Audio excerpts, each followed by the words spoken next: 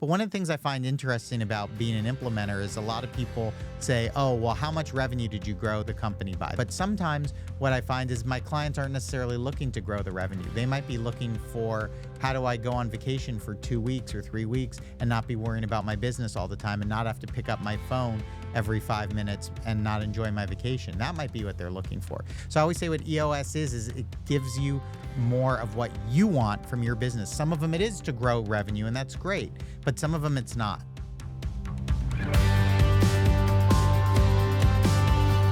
Welcome to Confessions of an Implementer. I'm your host, Ryan Hogan. We share unique stories of EOS implementers and the companies they've transformed to give you a rare glimpse into the successes and challenges of the system in action.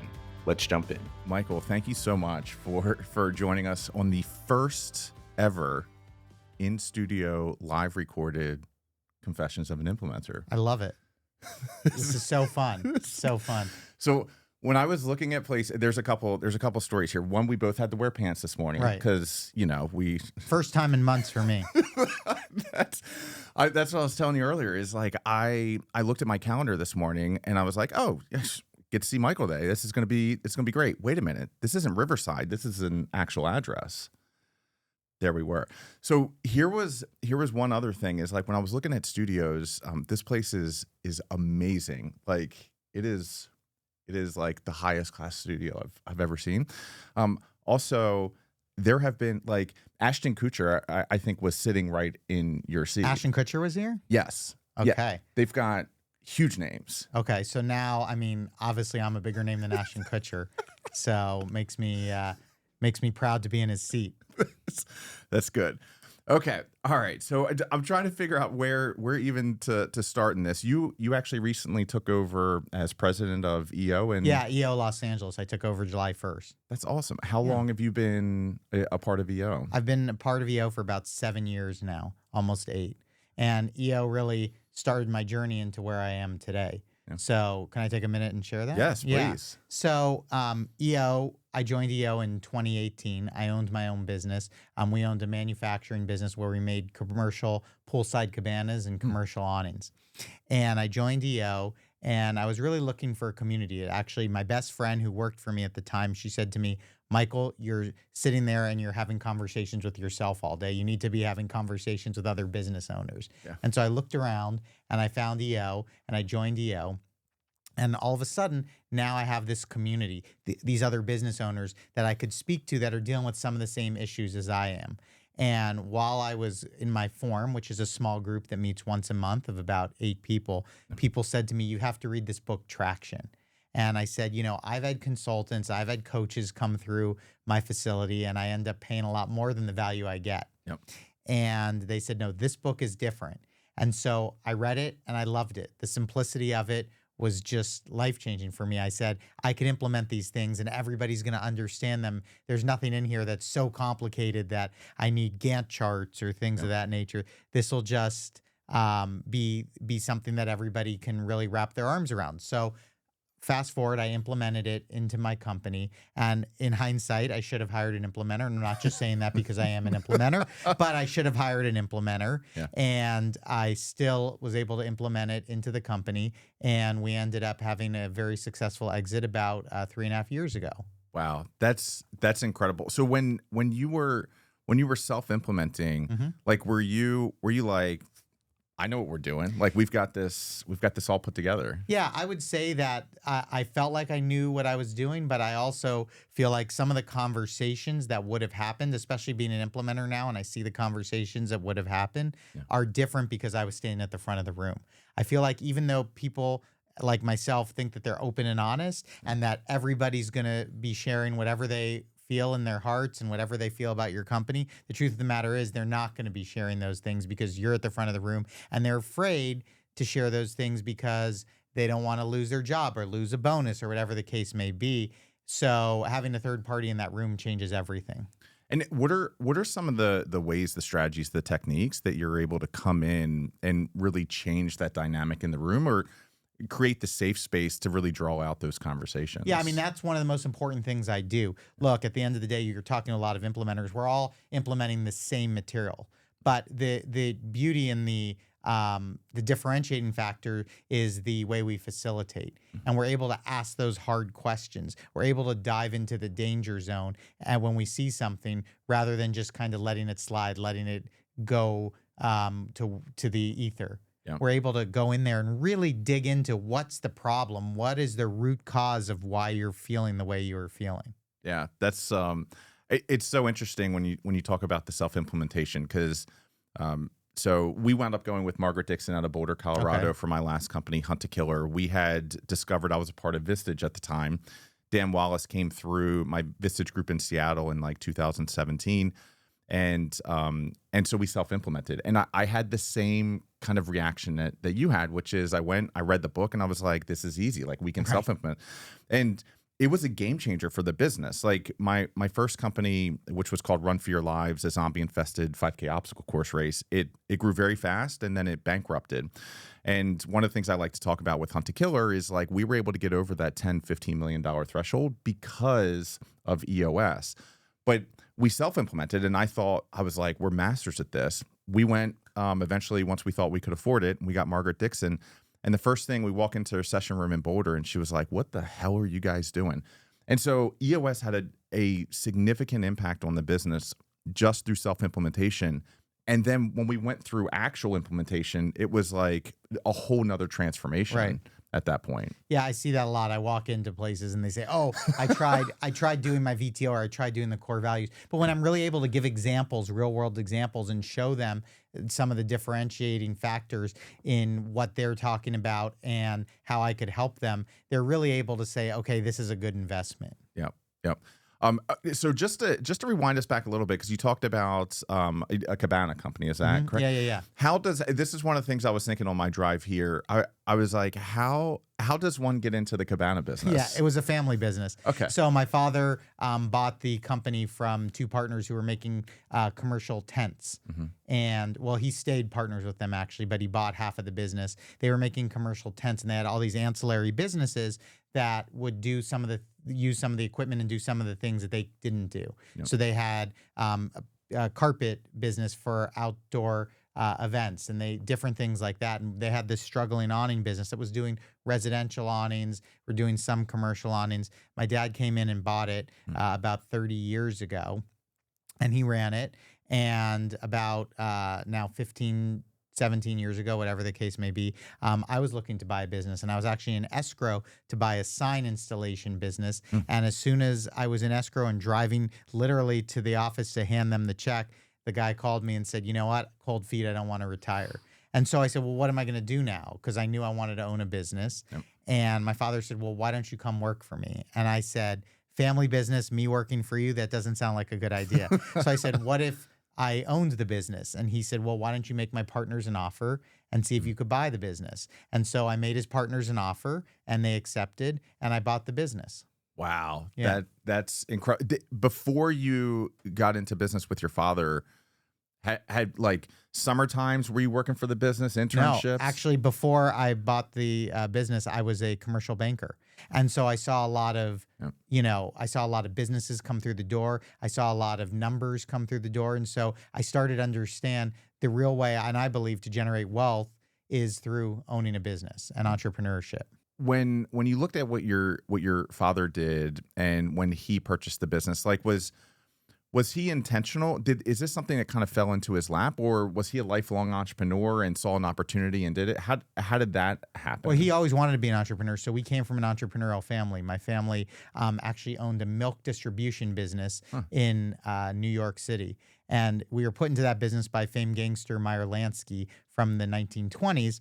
And during Prohibition, Meyer Lansky had us bottling alcohol into milk canisters and delivering it to speakeasies throughout New York City. And it was a legitimate business. We owned it for 70, 80 years in New York City. And all my cousins and my father was a milkman for a while. And my uncle was a milkman. My grandfather was a milkman. Everybody in my family were milkmen. And so entrepreneurship, I think, was in the blood in the family. Yep. And so him buying a business was something that he always wanted to do. He had worked the corporate ladder, worked Fortune 500 companies, and always wanted to own a business. Got it. What happened with the milk business?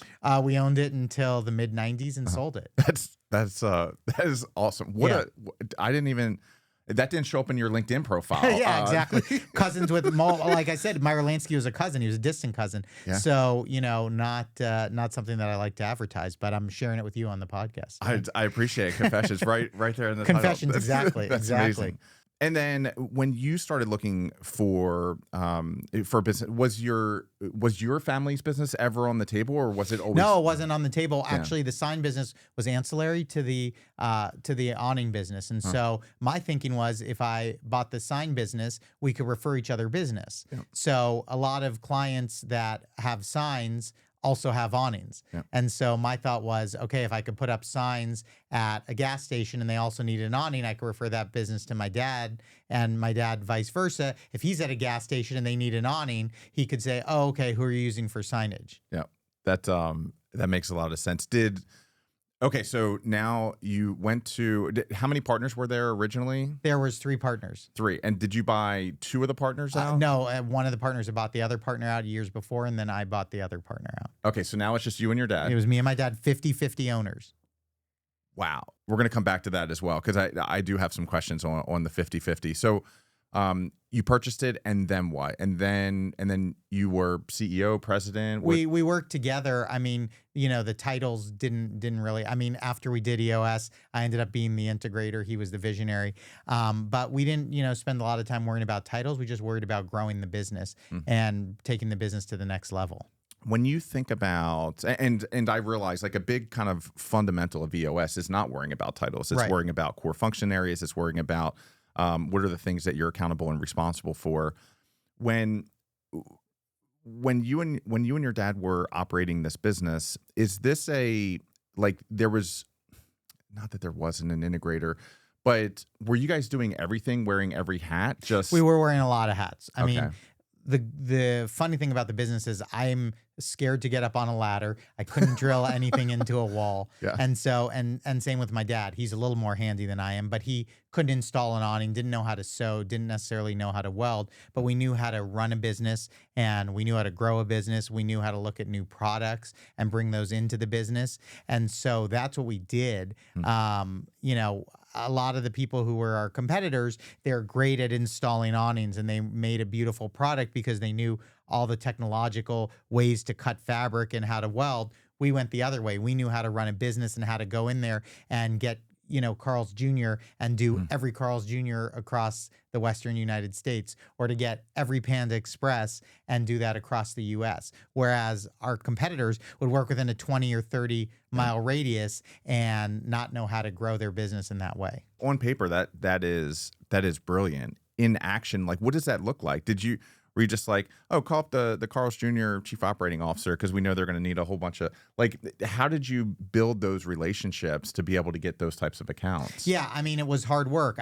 Everything from, and back in the day, was flipping through the LA Business Journal and seeing who's growing and what chains are growing, and flipping through the restaurant magazines and restaurant trade publications and hotel trade publications, going to trade shows, meeting people. It was boots on the ground, hard work. I remember the first big chain that I landed was Family Dollar. And we brought in Family Dollar, who I don't even know if they exist anymore. I think Dollar General bought them, or Dollar Tree. Yeah.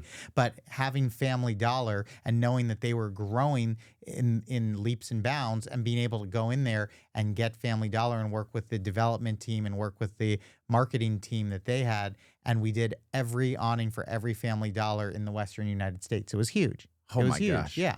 And how does that, if someone's listening to this and they're like, well, I want Family Dollar, I want to go get an account like that. Was this can you trace a line and say, well, was this conversation, this introduction, which landed me here, which did this? Or is it just sometimes things just happen when you put yourself out there? I did old fashioned things. I was doing things like handwriting cards Love to it. people. I was sending them, if I knew when their birthday was, because it was a happy birthday, I'd send them a happy birthday card. And one of the trade publications said, oh, blah, blah, blah's birthday's coming up this month. I'd send them a birthday card. We would FedEx our brochure to their office, so they had to sign for it, and we knew that they would get it. I love it. We did all sorts of, kinds of things that would separate us from the rest of the pack. Interesting. And then we'd wow them with our service. Yep. You know, we would do things. The CEO of Panda Express was coming to a location in Nampa, Idaho, I remember. And they said, he's going to be here in 5 days. What could you do? The awnings are ripped and don't look great. And he's having a big event. And we were able to turn a project that would have taken another company 5-6 weeks in 4 days. Wow. Did you wind up eventually hiring salespeople, or was this? Yeah, we hired salespeople. I was mentioning my best friend was one of our salespeople. We hired a bunch of different salespeople and had a sales department. So that was, again, another inflection point for our company where we really saw it grow. Yeah. But it was an exciting business because it's one of those businesses where you drive down the street and you could see your product in so many different places. You drive past the Carl's Jr., drive past the Panda Express, and you go, that's my product. Yeah. And I still do that. My wife laughs at me. We're still out driving somewhere, and I go, oh, Panda Express, that's ours. Yeah. And she's like, great. But my kids think it's cool.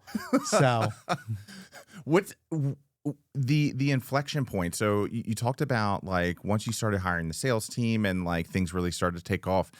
How did you know that your organization was ready to start hiring salespeople and put together some sort of process for that? I think when our capacity kind of hit the wall and we said, the only way to grow is to create extensions of ourselves, which is kind of an EOS philosophy as well, but to kind of create extensions of ourselves so that way people could be doing the same things we were doing and help drive revenue. And so that's when we realized that that was the way to grow. Did you and your father always share the same vision for the company? Look, family business is difficult. And so there were times where we didn't agree on everything. But I'd say generally we were on the same page. We both wanted to grow the business. We both wanted to see an exit at some point, which we did. And I'd say that generally we still talk and have a good relationship. So it obviously worked out. But generally we would try to proceed with the vision that we thought was best for the organization to get to our end goal. Did you guys build for an acquisition, or were you heads down on wowing customers and providing a quality product, and eventually the acquisition just kind of came? I was going to say those are the same thing for me. So, we built a great product. We served our customers really well. And we knew that if we did that, we'd have an acquisition. We'd have people that wanted to buy our company at some point. Got it. Did you go the banker route, or did someone just knock on the door eventually? It was very interesting. We hired a consulting team to help us get ready for sale. And I met them through EO. So again, another EO connection, and how EO has paid off in dividends for me for years and years. Met them through EO. They helped us put together a package to go out to market, to go talk to bankers and that type of thing. And one of the people at the company said, hey, I have some people backing me. I'd like to buy your business. Wow. So that's how we sold it. That was it. Yep. I've heard a lot of different takes on this idea of 50-50. And so it's like, on one hand, it's like everybody has enough skin in the game, and there's like shared responsibilities. And then on the other side, it's like, well, if crap hits the fan, there truly is like nobody that can ultimately make this decision. Like, what's your philosophy on that, and has that evolved over time? Yeah, I refuse to buy the business unless we were 50-50 partners, because otherwise I'd always feel like an employee. Yeah. If we were 49-51, it would be a situation where I could be overruled no matter what I did. Yep. And so I didn't want that relationship. I didn't think that was healthy for us, and I didn't think that that was healthy for the business. I think that what we needed was us to both be an equal partnership, so that way we can make decisions together. And so it wasn't one person overriding the other person. So sometimes there were decisions that I didn't agree with, and sometimes there were decisions that he didn't agree with. Yep. But knowing that we were both 50-50 partners allowed us to kind of come together and make the decision. And sometimes you'd say you win on this one, and sometimes you'd say you win on the next one. Yep. I listened. I think it was Jeff Bezos, and it was this idea of, oh gosh, now I'm gonna forget the word, but it's like where people are kind of fighting for their perspective, and then there's a compromise, and he has this thing where he talks about, like, compromise is actually not the best path forward, because you're basically, what you're doing is, like, both of you are settling for something, but it's like, if someone was going to take the right decision, then like somebody is right and somebody is wrong. Right. And typically in a compromise, like, basically no one's brave enough or bold enough to like take the position that I'm going to be right. What do you think there was ever compromises or other things that happen where you're like, this would have been the better path, and we just didn't do it? Sometimes when you don't go down that path, you don't know if it would be the better path. It's true. And so good I point. think that's part of it is you don't really know if the other path would have led to the dividends that you thought it would have led to. But I think that having the 50-50 partnership allowed us to say, this decision is yours, you're going to own it, and this decision is mine, and I'm going to own it. I love that. And I'll tell you, my perspective has changed or evolved with the 50-50 partnerships. I started off with 50-50, and then my partner and I didn't see eye to eye on some things, and we had to make some tough decisions. Ultimately it worked out because him and I got into business again in Hunt to Killer. And today I'm back on I do believe in 50-50. Okay. Because I think that, to your point of like when someone feels like an employee, even if it's 1 point, there's a different like dynamic or shift in like how people are operating in the lens which they're looking. I don't know what's right or what's wrong in this, and I'm sure every situation is unique, but anyhow, 3 years ago, 5 years ago, I've been like, gosh, 50-50. And this is what I was telling people back then. I was like, it's terrible. You guys are going to run into some sort of situation. You're not going to have a way out. And today I'm like, sometimes those are for the better. Right. So, okay. And when did you find out about or discover EOS in the journey? Like how many years after you bought your shares? I think it was about 8 years into it. Okay. So it was a while into it. And like I said, we had tried coaches and consultants and really hadn't gotten a ton out of them. Yeah. And so this was kind of a deviation from that. And it was something that we thought we would be willing to try. Yeah. And one of the cool things, or if I could share, that we found out from EOS was, I like to say, it turned the lights on. It turned the lights on in my business. So it allowed me to understand what was truly going on. And I share this story. We had this sewer who was working for us, had worked for my dad for 25 years, something like that. And nobody had ever tracked anything she did. So all of a sudden we started tracking QC by person. Yeah. And we realized that she was failing 20, 30% of the time. Her products were being sent back. And we had never had a clue. We thought she was the best sewer. We loved her. Everybody said, this is the best person you have at your company. Yeah. She's so sweet. She's so nice. But she was failing in her main duty, which was to sew products. And so just turning on those lights allowed us to then be able to make different decisions than we were currently making. And in that situation, we went and talked to her about it. And she said, look, I've wanted to retire for years, and this is my opportunity to retire. So that ended up working out. But you kind of think that you know what's going on in your business, but really until you open up the hood and look underneath it, you don't know what's going on. Interesting. Did you have, because that's that notion of like right people, right seats. It sounds like she was very much the right person, just maybe wasn't in the right seat.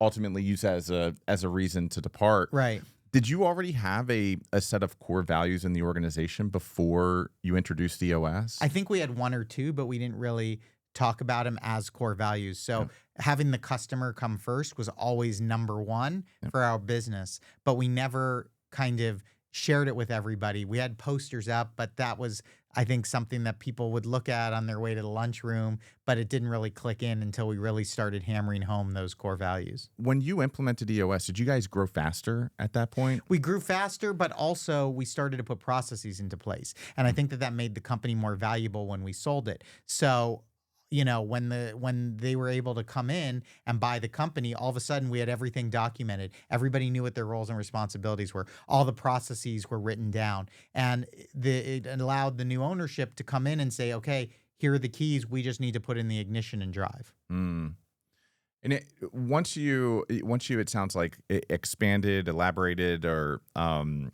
your core values, you went from one or two, and now you introduced like ones and you started talking about them.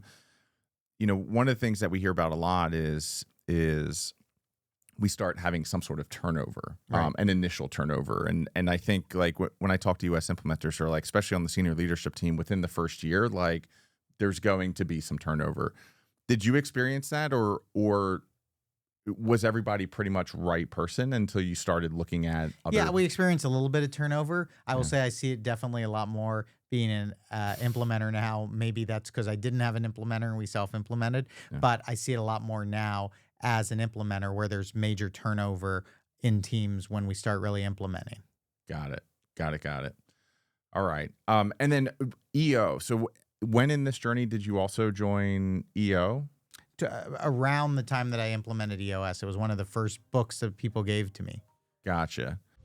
All right, quick break, friends. Do you find it impossible to hire and retain top sales talent? Or worse, are you paying insane recruiter fees who are all using outdated hiring processes? Yeah, I was too. At Hunt to Killer, we were spending hundreds of thousands on recruiter agency fees.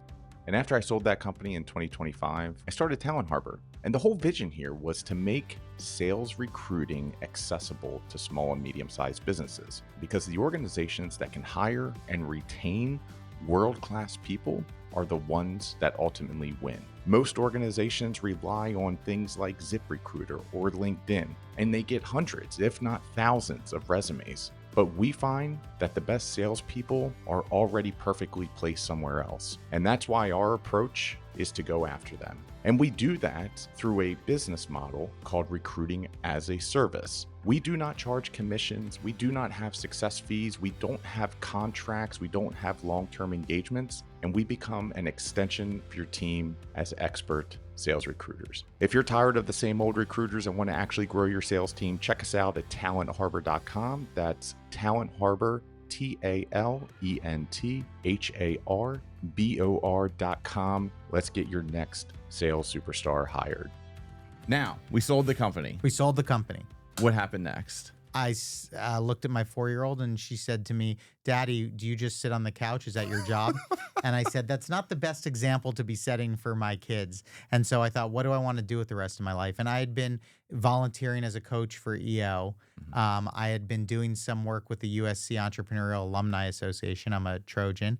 And I don't know if that's a good thing or a bad thing with you, but in LA, it's a good thing. Nice. And I had said, I love coaching. I love helping business owners. So what should I do with the rest of my life? I should help business owners get more of what they want from their business.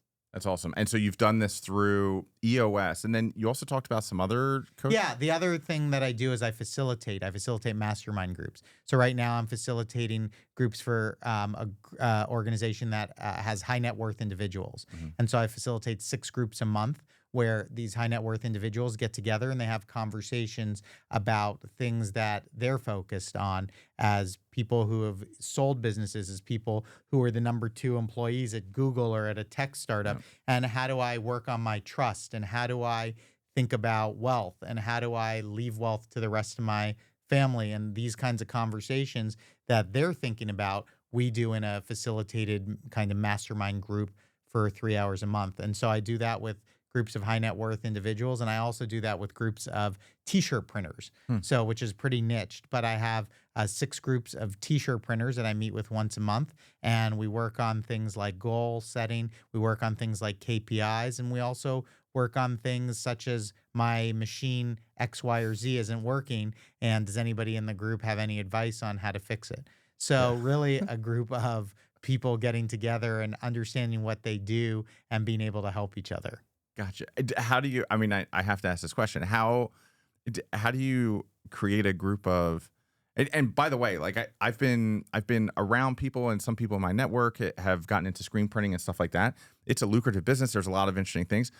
How did you get into that group? I coached somebody, facilitated a group for them, and they were in the print industry, and they said, "What you're doing is great. Let's go out and do this with other people in just the print industry." When you talk about like this professional facilitation, are these like existing groups out there just like tagging you, being like, "Hey, can you come do professional facilitation?" No, it's funny.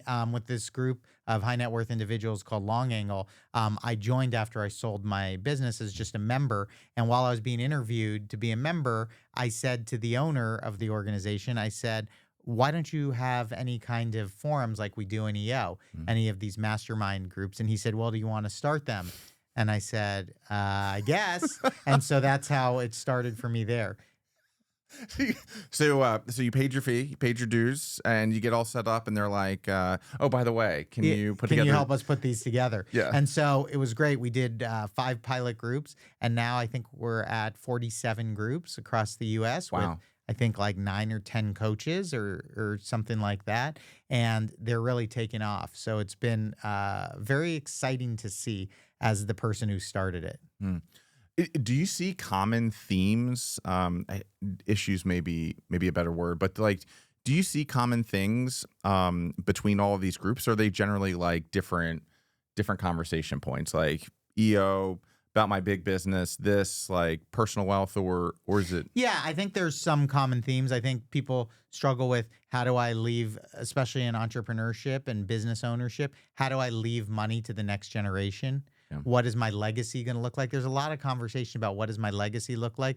What am I going to do next? I'm antsy after owning a business and selling a business. How do I kind of itch that scratch? A lot of these issues kind of run the gamut through EO, through the facilitation that I do. And it's really interesting to see people's different opinions. We talk about things like, what does success mean to you? And, it's really interesting to see how people define some of these issues and how they tackle them. What, when you think about facilitation, like what does it take to be a great facilitator? Curiosity. Takes curiosity. You have to want to know the next piece of information that person shared and really force them to dig down into what does this mean? Yeah. You say that you not sure how you want to leave money to your children. What does that look like for you? And how do you make that decision? How do you think about it? How do you talk to your wife or significant other about it? So there's so many questions that you need to pull from the person in order to really get them to know what they're doing. Interesting. And so it comes back to like asking great questions. And being curious about what's the next question, what's the next answer I'm going to get from you. Yeah. I've heard this thing, and who JBS. Do you know JBS? Yes. Jonathan? Yeah. One of the things that he talked about was like these different types of listening, and there's 5 different types of listening, and like the best type of listening is where you're not generating your next question like while the person is talking. So you're not thinking while they're talking, but you're deeply curious, and then you pause and you ask a question. Like, I don't know, what does a great question look like as a facilitator in some of these mastermind groups? It's like I said, it's the next question. It's going deeper. It's really figuring out what the root cause is. And by the way, I wasn't listening to your question when you asked that. Yeah. No, I'm just kidding. Wait, it's an interesting theme throughout your life, and especially the stuff that you're doing today, because you talk about this like facilitation and these peer groups and stuff like that. And then when you think about EOS and an EOS implementer, like it is bringing a group of leaders together, being curious, asking great questions, and helping guide them. Exactly. And helping them get more of what they want from themselves and more of what they believe they could do. This theme has kind of come up through some of the facilitation stuff that you talked about, like what does success look like, and getting more of what they want. Like when I think about EOS, a lot of the stuff that we talk about is like it gives you time back. Like it gives you time. And do you find that that's like a common theme, or are there some visionaries that like take that time and then reapply it into more chaos or more a different business or something like that? Yeah. I see things like that all the time where they get all this time back and then they go, oh, I'm going to go buy another business. And it's like, you say to yourself, well, you're the one who said that you wanted to take more vacations or you wanted to, spend more time with your kids. And so it's really interesting to see what they do when you give them their time back. But one of the things I find interesting about being an implementer is a lot of people say, oh, well, how much revenue did you grow the company by? They want to know what was the revenue. But sometimes what I find is my clients aren't necessarily looking to grow the revenue. They might be looking for, how do I go on vacation for 2 weeks or 3 weeks and not be worrying about my business all the time and not have to pick up my phone every 5 minutes and not enjoy my vacation. That might be what they're looking for. So I always say what EOS is it gives you more of what you want from your business. Some of them it is to grow revenue, and that's great. Yep. But some of them it's not. What are these conversations that you're having with the visionary or the visionary integrator out of the gate before, like starting to develop a clear picture of that before you get in and start start kind of tinkering around? Yeah, and sometimes it changes too. Sometimes they go, I don't care about growing revenue, and then they get excited and they go, oh, I could grow revenue in here. And sometimes it's, sometimes it's something where they say, I just want to take a vacation. That's the theme that runs out through it. So how do I have this business run on its own? Yeah. Are there some like common things that you've seen as you're rolling out EOS or starting to implement where it's like, I see it, this happens every single time, and these are some of the things I need to get ahead of in order to mitigate that? I think every implementation is a little bit different. I think what happens is sometimes the leadership team realizes that sometimes it's a right person, right seat issue that we spend a lot of time on, and sometimes it's team health and getting the team healthy, open, and honest with each other. So it really depends on the team and how we're going to implement EOS. Backtracking just for half a second, what was like what was your biggest lesson learned from the sale of that company? I would say it wasn't necessarily on my end, but seeing what the people who bought my company did. They didn't spend enough time at my company, and they thought that it was going to be different, I think, than what they ended up buying. And the company actually went bankrupt after I sold it. 2.5 years after we sold it, the company declared bankruptcy. And so I think that they just didn't spend enough time really understanding what the business was and what role they were going to need. How does that happen? So, for instance, you have EOS rolled out, things are just kind of fully operational. You've got processes developed, and then it sounds like the visionary and integrator, which was your the tag team for you and your father, step away. Right. 2 years later, it goes bankrupt. Like that doesn't sound normal. No, and I think some of the things that happen are trying to deviate from the processes too quickly.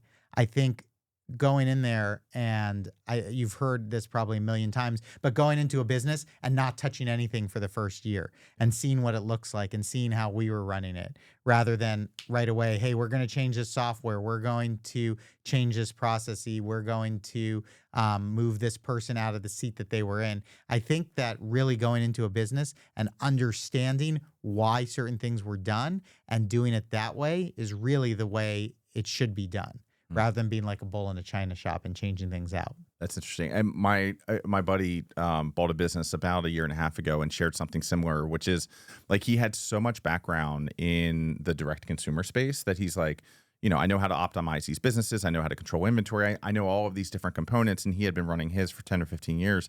So he went and he bought this business, and first thing, he opened the hood, he looked, and he was like, easy fixes right here, and just like starts tinkering around.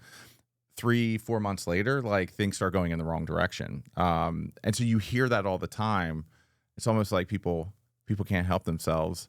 It was something as simple as even we were handwriting our orders still. They weren't computerized. Yeah.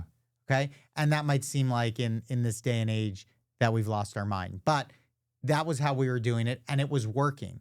Yeah. And there was no reason to go in there and say, okay, it has to be computerized today. I think it did need to be computerized, but it was something that could have rolled very slowly out. And it was rolled out immediately, and all of a sudden people didn't know the what to do. Oh my God, these jobs are all on the computer now. I don't know how to use a computer. I only know how to read the handwritten orders and that type of thing.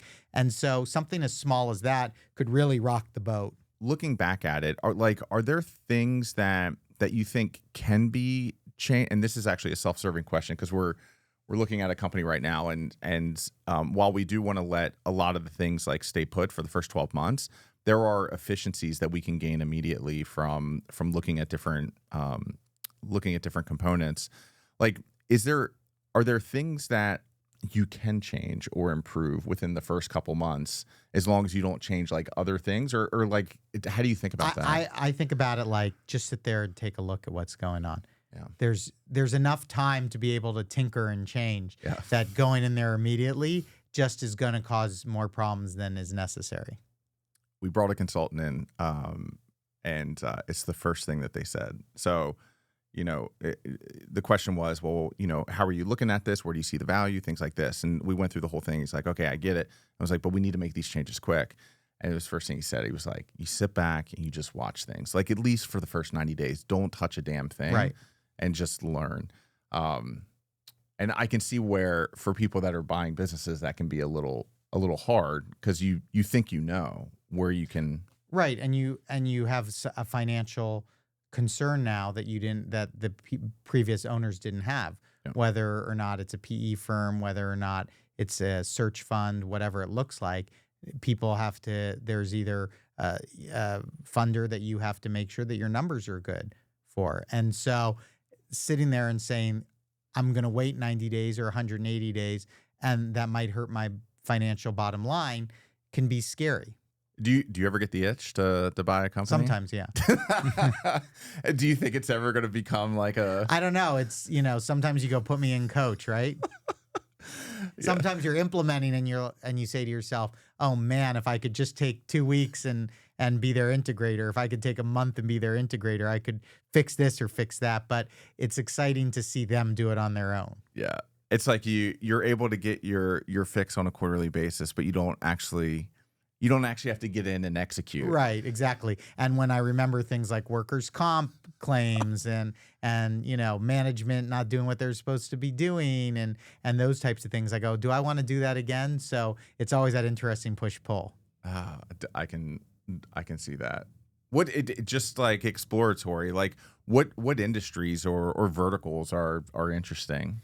I think there's so many businesses right now that were owned by baby boomers that don't have a generational plan for what's going to happen next. Yeah. And there's so many niche businesses. Look, I was in the cabana and awning business. I know a guy who was in the cakes in the bottom of urinal business. Interesting. And these are businesses that are wildly successful because everybody needs a cake in the bottom of their urinal, right? Yes. Everybody needs an awning that owns a restaurant because they want to have extra seating. These are niche businesses that can be wildly, wildly successful. And I think that there's a lot of them out there that don't know what to do next and how to graduate and retire. And so I think that the industry doesn't matter as much to me as would the opportunity. Interesting. When you, and I think about this a lot. I don't have a right answer. I've tried a couple different strategies. Happy to talk about those as well. But it sounds like the first business you were looking at buying some time ago, like, I don't know how it came about, but maybe maybe you didn't have a broker and were actively looking. Maybe the person was in your network. Like, if you were going to do that today, there's this constant conversation around, there are hundreds of thousands of baby boomer businesses out there. There isn't much conversation over, like, tactically or strategically, like, how do you get in front of those people and start having the conversations? Obviously, you are a well-networked individual, you running EO and those types of things. What strategies would you use? I think I would probably cold letter people, cold email people, start having conversations with people in your network. Who do you know? Who do you feel like would be the right people to talk to? And just go about it the old-fashioned way. I think everybody thinks now, oh, AI is the only business that you could be in. And AI you have to use in every business in order to find the next thing. And I think that old-fashioned still works. Yep. And so I encourage my clients to use old-fashioned techniques, and I would use old-fashioned techniques. Just because you brought it up, where's AI? Where is AI going? How's it, like, what's your take on it right now? I think that we're so early in the journey. Who knows where it's going? I think it's really exciting, and I think that we've never lived in a time period like this. The internet took longer to proliferate. AI went like this. I think 4 years ago, 3 years ago, nobody knew what AI was. Yep. And now everybody feels like they can't get by a day without using AI. When you're either in facilitation mode with your networks or let's say you're advising some of your companies as the EOSI, like, I'm sure there's a lot of questions around AI and how do I implement AI and how do I think about AI? Like, what are you recommending to your clients and, like, how they should maybe not implement at this point, but how should they be thinking about AI in their business? I think they need to think about where does it really fall into place in their business.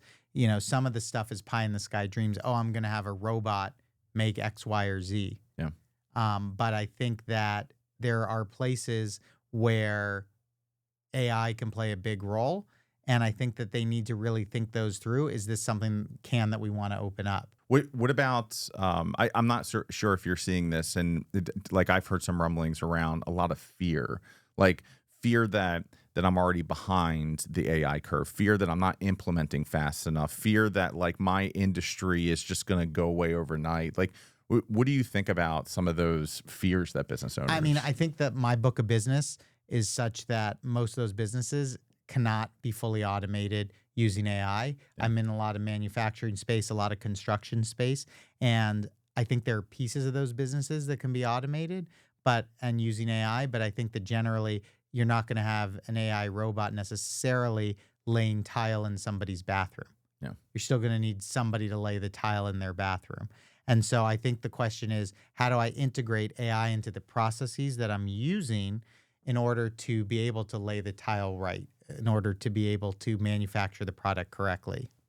And when you think about this, because I was going to say growing up, but 15 years ago, 10 years ago, there was this whole wave of SaaS, software as a service. And so we were getting away from the CD-ROMs, and now instead of paying once a year for the updated version of QuickBooks, we're paying $9.99 a month. And instead of people going out and developing their own software, they would just license it. When you think about AI, are you thinking about it through the same terms of like when a business is looking for ways to implement AI, look for off-the-shelf solutions that already solve 90% of the problem? Or are you of the mindset where it's like, well, no, we've got agentic AI where somebody can go out, spend or invest $5,000-$10,000 and have some sort of agent built for them? How do you see that right now? I think that there's a real split. I think that it depends on the business. I like to say if something's already out there, why are you reinventing the wheel? Yep. But I also think that there's some industries where it pays for people to build their own. Okay. Michael, last two questions. Yeah. First one is, what do you look for in a client? I look for people who are open and honest and really want to make change. Yeah. It's not fun for me when I'm sitting there and every single thing, we're not going to do that. We're not going to try that. We're not willing to do that. So I really am looking for somebody that is open, or some companies that are open and honest and say, hey, we really are not getting what we want from our business. What can we do to take it to the next level? Got it. And is it, are you agnostic on industry? Yeah. Okay.